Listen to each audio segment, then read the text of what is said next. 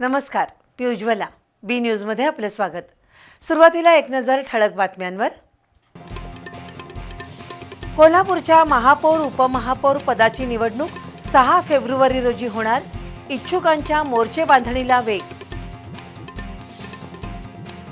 Maharashtra state bank employees फेडरेशनच्या त्रैवार्षिक अधिवेशनाला कोल्हापुरात प्रारंभ. बँकांच्या वाढत्या खासगीकरणावर चिंता व्यक्त. महाराष्ट्रात इतिहास होईल असा विजय घडवा.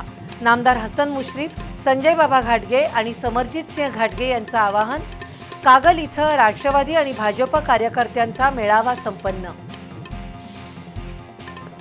कोल्हापूर महानगरपालिकेच्या उद्यान विभागाकडे 302 पदांपैकी केवळ 83 कर्मचाऱ्यांवर 88 उद्यानांच्या देखभालीची जबाबदारी.